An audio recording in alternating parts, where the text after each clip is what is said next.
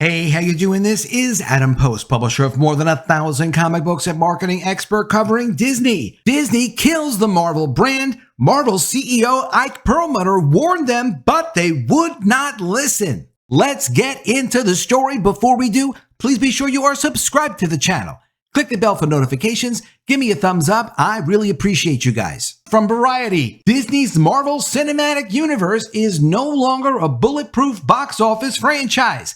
That much is clear after the Marvels misfired with $45 million in its opening weekend to land the worst debut in MCU history. How's the director taking this failure? Well, from Animated Times, the Marvels director calls critics violent and racist after an awful backlash over Brie Larson's worst MCU movie so far. How bad was this movie? Well, the Marvels opened at $47 million domestic. That's really bad considering how much money they spent making this thing and promoting this thing, and the fact that Marvel movies have never done this bad. And I know what you're thinking, well, what about Black Widow? I mean, wasn't Black Widow worse than this? No. Black Widow, released kind of during the pandemic-ish, opened at $80 million, even though they were also making it available for sale on Disney+. For comparison, Five Nights at Freddy's, $80 million, and that movie only cost $20 million to make. It's hard to say what the Marvels cost to make. It gets a little bit complicated, but it cost them at least $300 million to make the Marvels, and then to promote it is additional money. We don't have all the numbers, but it was way more than the movie is ever going to take in. The CEO of Marvel, Ike Perlmutter, knew this movie was going to fail. He knew it was a stupid idea. It's not like Ike Perlmutter is Stan Lee, or Ike Perlmutter ain't Jack Kirby either. He's not even really a comics guy. But he did own and control Marvel and save it from bankruptcy based on his business ability and his ability to know what comic book-based products would attract people to want to buy toys, want to buy a piece of a character that they loved and cared about. He told Bob Iger that when Kevin Feige wanted to do a female superhero movie, that it was very risky and it would not work and could damage Marvel's brand. He was in control of Marvel. He was the CEO of Marvel, even though Disney had purchased Marvel for around $4 billion. Disney bought Marvel to get boys-based characters. They were great with princesses, but they didn't have franchises that they could exploit for boys. This comes from 2009, announcing Disney buying Marvel.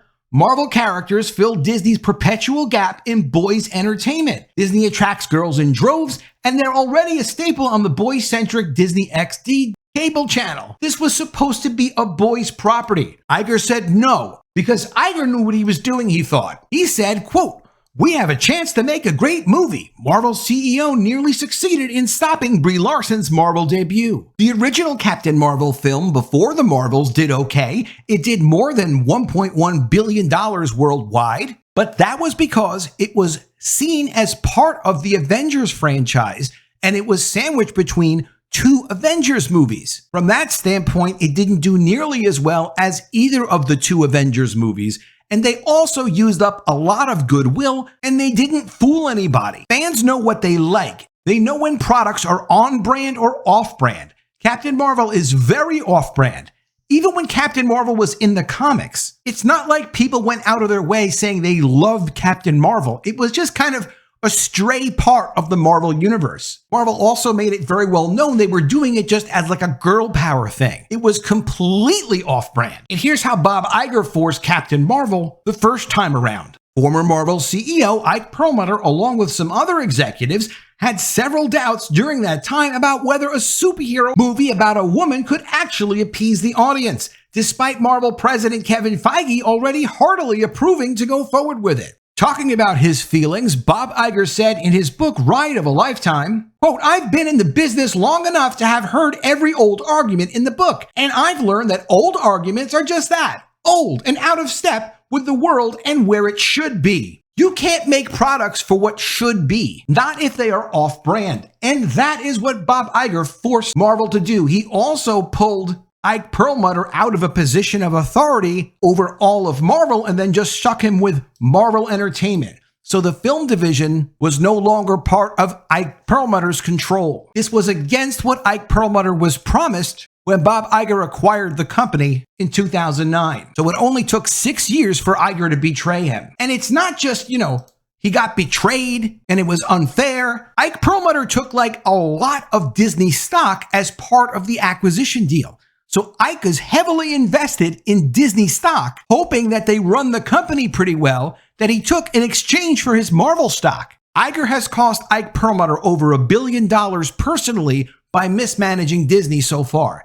And it's certainly probably a lot more than $1 billion. We saw from the Direct back in October, the Marvel suffers worst MCU ticket pre-sales in 4+ years. How did that work out? Well, not so good. Also from the Direct, the Marvels receives worst audience score in MCU history. Back in 2019, Cosmic Book News had this great article.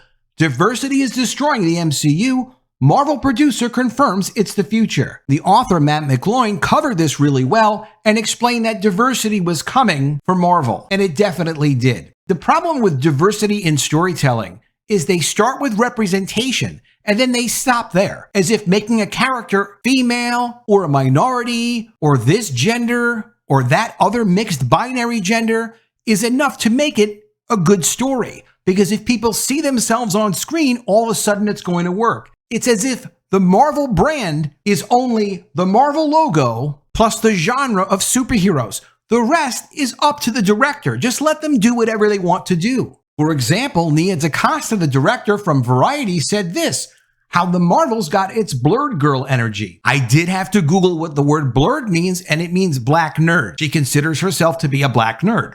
Nia DaCosta ignored the haters and made the movie her teenage self would want to see. Okay, but is she the market for the Marvel brand?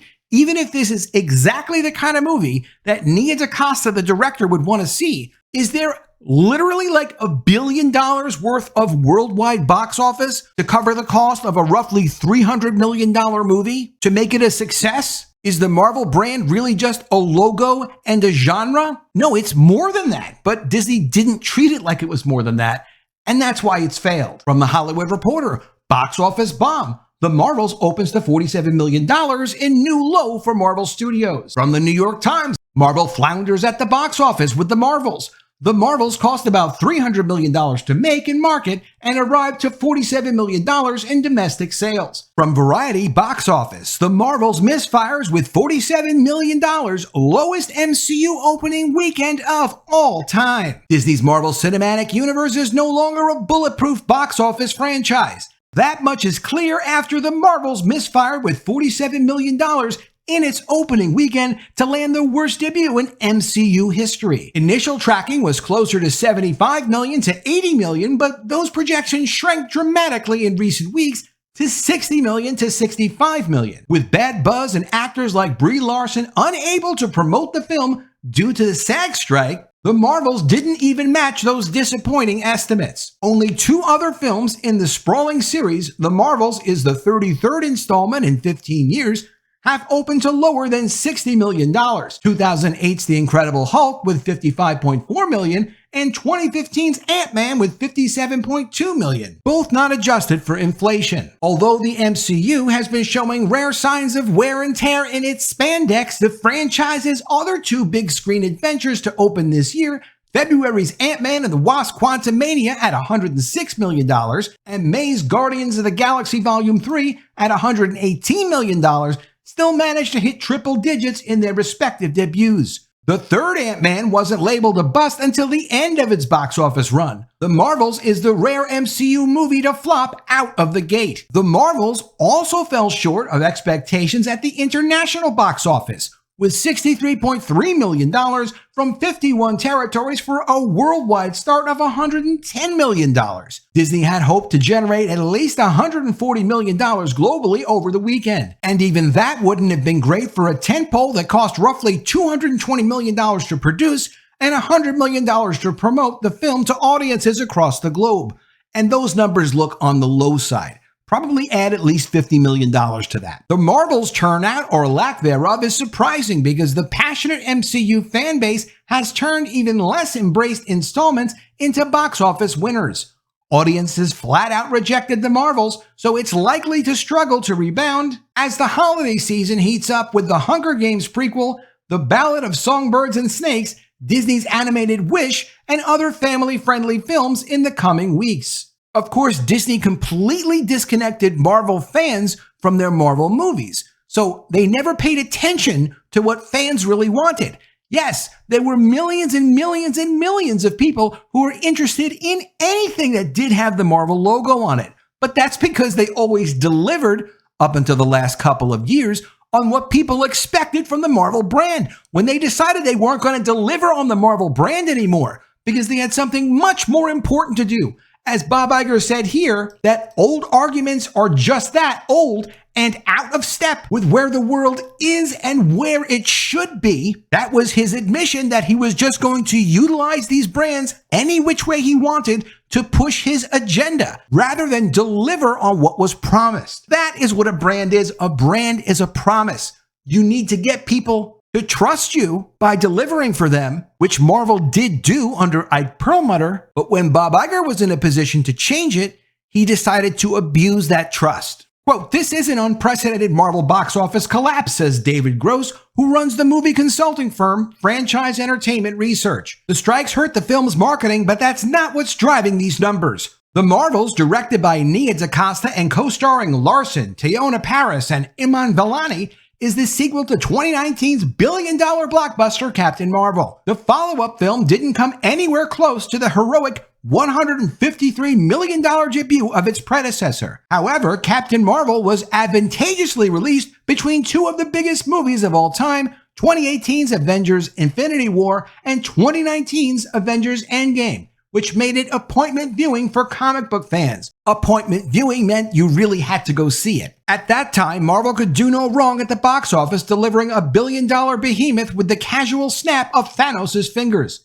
It was always going to be tough, or next to impossible, to top the cultural force of Endgame, but attendance for some of the films in its wake have been startlingly earthbound. This comes as Disney has introduced countless new characters in spin-offs, sequels, and TV series that have graced the big and small screen. For casual viewers and Marvel devotees alike, it's a lot to keep up with. Quote, "Since the pandemic, superhero films have endured simultaneous streaming, unimaginative and bad movies, and saturation on TV," Gross adds. Does this mean that superhero fatigue has plagued society once and for all? Not necessarily.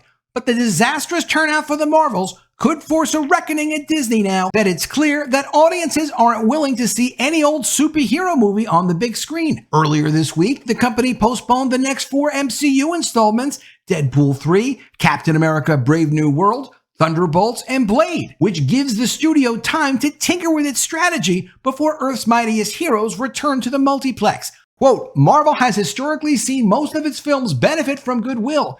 The opposite of that momentum is currently playing out right now," says Sean Robbins, the chief analyst at Box Office Pro. Quote, "It's a crucial time now for Disney to allow Kevin Feige and the Marvel Brain Trust as much creative control as possible to course correct." Or, of course, they could just ask fans, hey, where did we go wrong?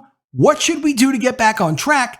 And get the conversation going. Feedback is an incredibly valuable resource, no matter what it is that you're doing. Your customers are right, at least to the extent that they know what they sound like they want. You can't just do whatever your customer tells you to do, but you should be listening to your customers' feedback if especially all of them seem to be negative. In addition to that, with movies, it takes a few years to make a movie, at least 2. So if you go off track the way that Marvel has gone off track, even if they wanted to correct what they were doing, it takes years to fix it. And I don't expect this team to fix it, at least not until Bob Iger is gone. Let me know what you think of all this in the comments below. Always love to see your ideas. Please be sure you are subscribed to the channel. Click the bell for notifications, give me a thumbs up, and I'll see you again soon with another video. And if I don't see you, I will miss you.